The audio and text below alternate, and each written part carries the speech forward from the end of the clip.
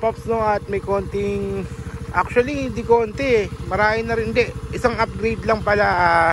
Mapapansin nyo may top box na ako at mag 3 to 4 days ko na siyang ginagamit. At ayan, bagong modification kay Dio. Yung Mokoto top box maganda naman, at yung kanyang bracket is monorack. Maganda siya, di siya matibay siya actually. Kahit daan ko sa lubak is okay naman. At yun, wala naman ako binabago kay Dio actually. Ayan, ang tinatakbo niya is 8,789. So yan ang mga Pops. At experience ko sa top box sa Mokoto saka sa bracket niyang monorack is okay naman, smooth naman. Kahit idaan ko sa lubak, di naman wala namang any saka powder coated daw ito. Ayan, pansin ko naman yung texture, powder coated siya at mukha naman matibay. At yung top box malaking tulong sa akin. Dati kasi parang nakukornean ako pagka may top box, pero yun nga okay naman pala. Pagka bumibili ako sa mga KFC at tinitake out ko, mga Jollibee o McDo, dito ko nilalagay at smooth naman. Ito yung top box, no, buksan natin. Ayan. Ang pag-open nito is ganito lang. Anyway naman siya, ganito mo lang. Tapos may button dito. Ayan, diba? Tapos ayan, bukas na. At ayan, kanyang kalaki yung top box ni Mokoto para kay Honda Dio. At spacious naman. Pasensya na sa kami kung medyo mainit, pawis. Ayan, no, siya, ilang dangkal ba to? 1, 2, dalawang dangkal dito naman, 1, and ganito. Pero ayan, spacious siya at meron pa mga organizer dito, no. Maganda yung pagkakaano niya kay Honda Dio na pagka top box. Saka yung kala ko may hirapan ako humanap ng bracket dito, buti kita ako ng bracket. Shoutout sa Motogrind yung pinagbilang ko nito so yun. At mapapansin nyo may lock din dito para pag i-slide nyo, gusto nyo tanggalin, may susian din dito. Ayan, may susian din dyan. At yan, okay naman to, experience ko dito sa Mokoto na to. At kung gusto nyo ibalik, ganito lang, up, iaangat nyo lang, tapos baba nyo ulit.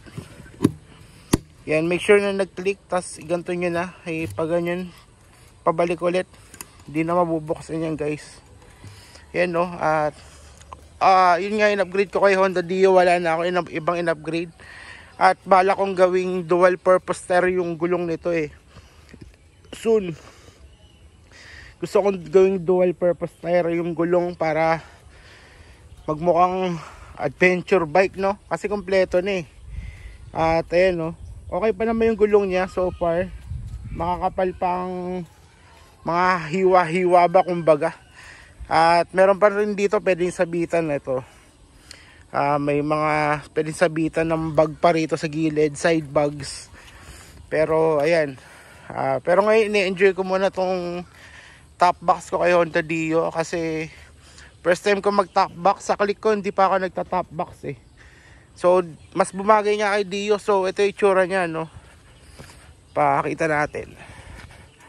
Ay itsura ni Honda Dio sa likod, accurate na accurate ayan, bagay naman.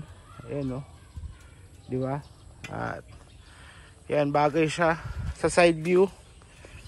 Ang bagay pa rin, all stock pa rin yan, guys, no. At pati muffler all stock, gulong, pero papalitan ko yan pagka kung kasya yung 130 by 100, palitan natin para dual purpose tire.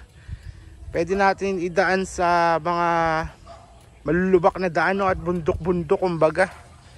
At gusto kong mahal na mahal ko itong Dio na to. Alam naman natin to, Legends of the 90s to. Excuse me.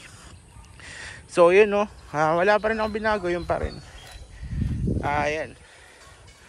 So pagka ito napalitan yung 130 yung likod, baka 110 yung harap o kaya 120 yung harap, 130 yung likod, basta dual purpose tire.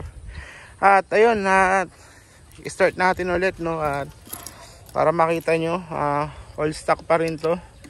Nagpalit nga pala ako ng busina kay Dio, no? Ang pinalit ko yung Pia horn. Wait lang, bukas na ba? Di pa pala. Tingnan natin yung bukas.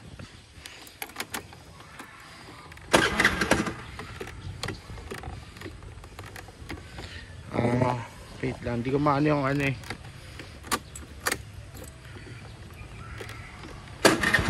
Yan. Pia horn ang pinalit ko. Ito yung busina niya, oh. Yun ang busina ni Dio, no. At yun yan, Unspoken Ride, konting update lang kay Dio. Ito yung side view niya, no. Pogi, bagay na bagay yung top box at makikita nyo. At yun, Unspoken Ride, ako pa rin si Pau Pau. Palike na rin ang page ko sa Facebook, no. Type nyo na lang Unspoken Ride. Ako yung nakatayo doon, tapos may green na click na Honda click, no. Syempre Honda tayo. Tapos yung TikTok ko Unspoken Ride, parehas ng logo sa YouTube.